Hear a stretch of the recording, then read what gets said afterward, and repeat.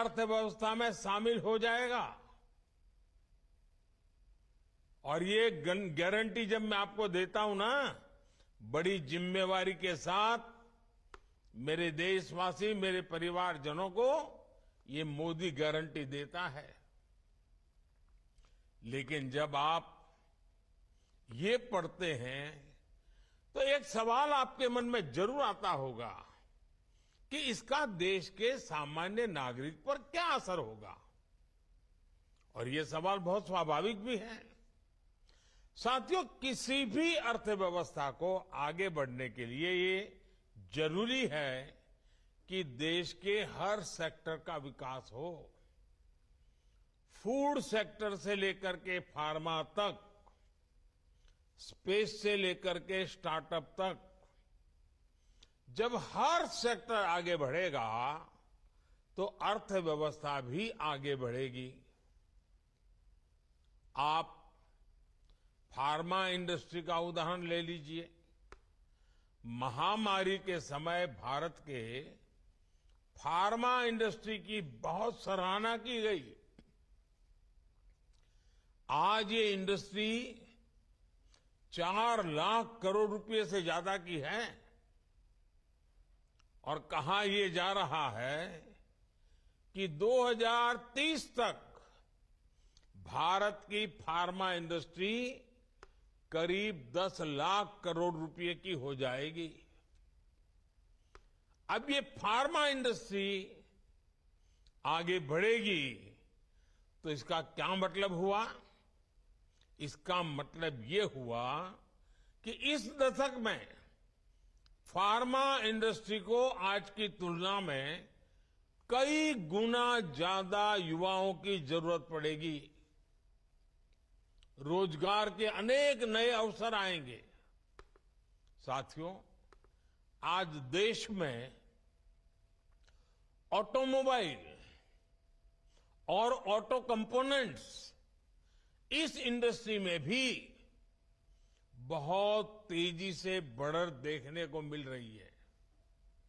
फिलहाल ये दोनों इंडस्ट्री 12 लाख करोड़ रुपए से ज्यादा की है।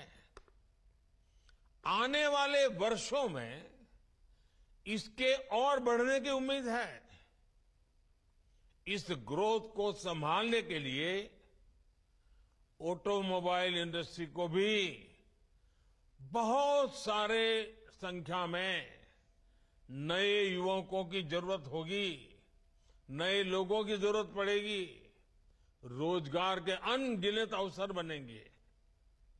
आपने देखा होगा कि इन दिनों फूड प्रोसेसिंग इंडस्ट्री के महत्व की भी काफी चर्चा होती है।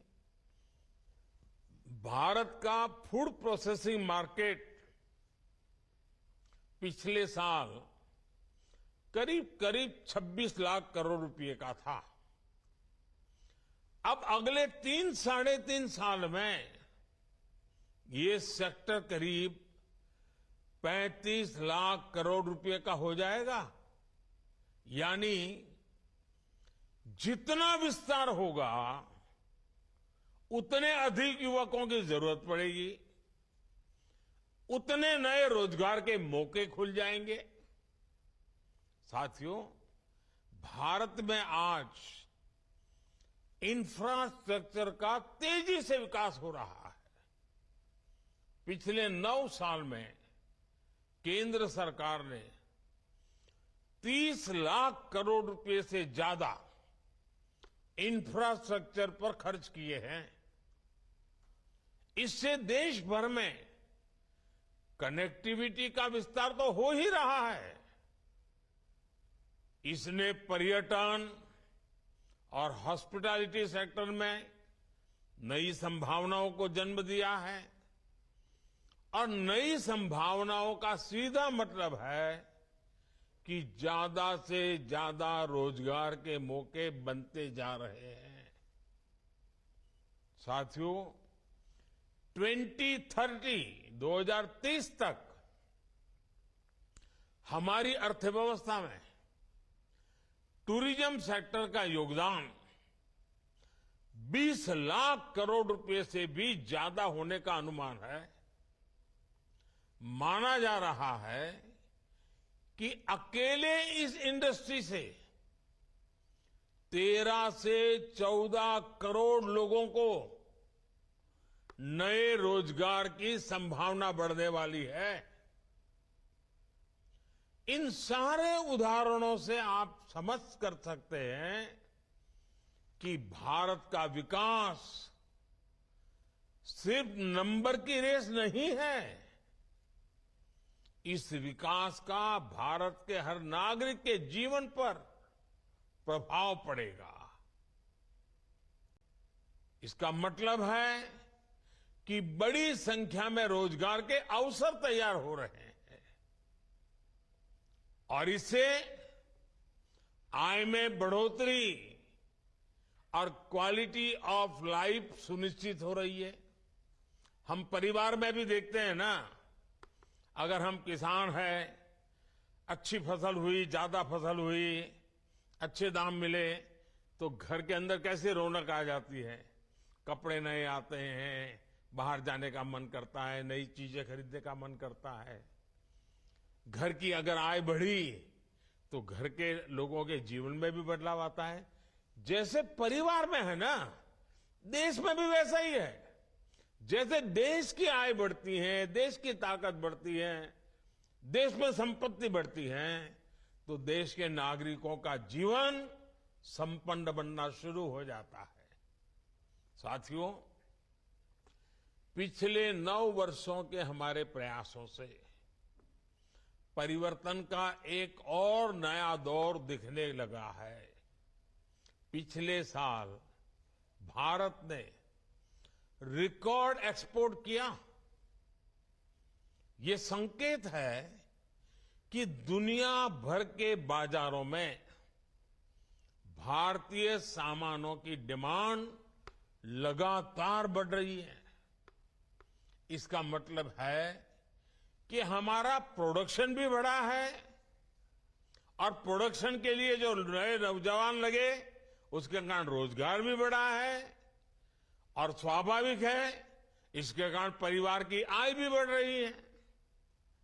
आज भारत दुनिया का दूसरा सबसे बड़ा मोबाइल फोन निर्माता देश है। देश में मोबाइल फोन की डिमांड भी लगातार बढ़ रही है। सरकार के प्रयासों ने मोबाइल मैन्युफैक्चरिंग को भी कई गुना बढ़ा दिया है। अब देश मोबाइल से आगे बढ़कर दूसरे इलेक्ट्रॉनिक गैजेट्स पर भी फोकस कर रहा है। आईटी हार्डवेयर प्रोडक्शन के लिए क्षेत्र में हम वैसी ही सफलता दोहराने वाले हैं जैसी मोबाइल के क्षेत्र में हासिल की है। वो दिन दूर नहीं होगा जब मोबाइल की तरह ही भारत में बने एक से बढ़कर एक लैपटॉप, टैबलेट और पर्सनल कंप्यूटर दुनिया में हमारी शान बढ़ाएंगे। वोकल फॉर लोकल के मंत्र पर चलते हुए भारत सरकार भी made in India laptop, computer जैसे अनेक प्रोडक्ट्स खरीदने पर जोर दे रही है।